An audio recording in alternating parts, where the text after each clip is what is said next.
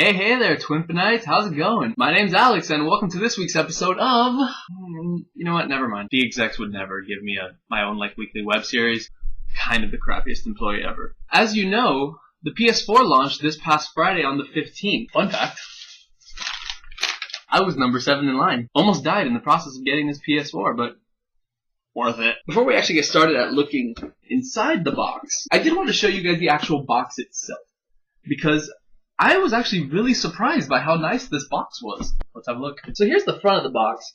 It's a pretty simple looking design, but I think it's really effective overall. So while the front of the box was actually pretty plain, not too much going on there, there's actually a lot going on here in the back, but it doesn't look crowded or anything. It's actually a really nice design. If you look there in the upper left, kind of the center, you can see a whole bunch of characters from a lot of flagship games that are representing Sony this time around. But enough of the crap. Let's get the box open, huh? Alright, so first things first, let's get off this really official looking piece of Sony tape sealing the box up. Actually pretty stuck on.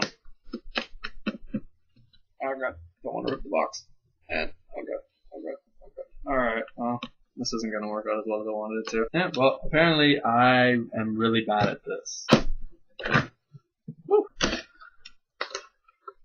So this is what the inside of the box looks like. Pretty functional, but it looks like there's kind of things everywhere, so let's get a better look at everything individually. First, looks like we got a little booklet here of special free offers for PlayStation gamers. So I don't know if you guys heard, but PlayStation was putting in, or Sony rather, was putting in a couple different special free offers for people who ordered the console early. Among these include 30 free days of PS Plus, which, you know, really appreciated. 30 days of that Music Unlimited system they have. Lastly, $10 PlayStation Store credit. Don't steal my code. A little booklet that I don't think anybody's going to read. Quick start guide. Cables.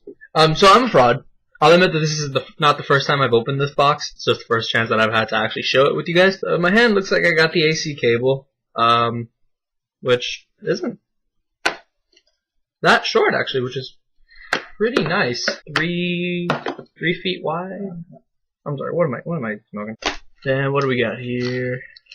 So the headphones and the mic. Well, the prepackaged one at the very least. I'm really bad at twisty ties, guys.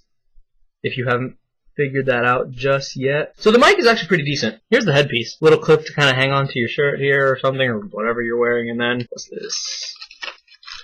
Oh, the HDMI cable. So if there's one thing I noticed about this cable is that it seems actually really long compared to, you know, what other companies have given us before. Alright, so this was probably my greatest surprise in this entire package. It's the micro USB charger that you use to, well, charge your DualShock. It's actually really long. There. Stupid twisty ties. Anyway, so it's quite a bit longer than the one that was packaged with the PS3s originally. Oftentimes, I'm sure this happens to everybody, not just me. I'll be playing, controller gets low, but you don't want to actually stop playing, you want to play as it charges, and I don't necessarily eat my TV, so I like to be able to have a distance like at my chair or at my bed or something like that. Okay, so on to some of the more interesting stuff. Here we got our nice little DualShock 4.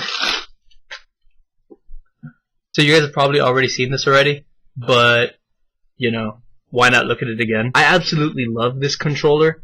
It feels so much heftier than DualShock 3, but not so hefty like, you know, one of the 360 controllers or even the Xbox One control. Feels really solid enough for FPSs, and it doesn't feel like a flimsy little thing in my hand either, but also not awkward and lumpy and annoying. Analog sticks, those are cool. The PS button, I noticed, is actually a bit smaller than it was in the DualShock 3. Alright, so it seems a little bit smaller, but maybe it's just because it's dwarfed by the touchpad here at the top, which is actually pretty functional. I used it in Warframe, and I like it. Share buttons and option buttons over to the side of it. I'm not really sure how much those buttons are going to get used, but hey, whatever. D-pad, the D-pad is great here. Even though Sony's never really been too bad with D-pads all the same. And the triggers are actually pretty nice. When I was playing Warframe, because I didn't buy any shooters with this, so Warframe was as good as it got. They lend themselves naturally to shooting, which phenomenal. And then here's the light. Yeah, it changes into a lot of different colors. And there are points in games where, like, if you're getting hit, this thing will spaz. And then down here, some jack-in ports, you know, stick in your microphone or kind of an extension thing, sort of. And you know what you've all hopefully been waiting for if you haven't clicked out of this video by now. Whew, okay. Here we have our nice and shiny big black box. Here's the front end of it. Disk drive is over here. You just kind of slip it in similar to the way the original PS3s work. As you can see over here, we got 2 USB drives. Down here, we got the eject button. And it's just kind of like it's a touch sensitive sort of thing, so it's not really a button. But, you know, whatever. Power button up here. So I think you guys can tell there, given the reflection, that this part of the console is, you know, kind of shiny, matte, almost. I'm not really sure if that's even the right word. It's not a straight down, it's kind of at an angle. I think if I remember right, it was because they wanted to angle it this way, one for some heating business so that it wouldn't overheat as easily, and then also because, as you can see here in the back, well, naturally you have all your ports for cables, HDMI, AC, the works. I think part of making this kind of shape was so that when you have it sitting on your home entertainment console or something like that, it's supposed to obscure the look of the cables a little bit. You know, nobody really likes having wires and cables just showing all over the place. On the right here, it looks like you got an extra USB port, somewhere you can jack in an Ethernet cable, HDMI port, pretty standard stuff. I don't know what that is right next to it. I think it's like a phone jack almost. I don't even know. And then at the bottom there is, you know, the AC port, so you'll plug in the opposite side of the power cable there. I'm assuming that all these like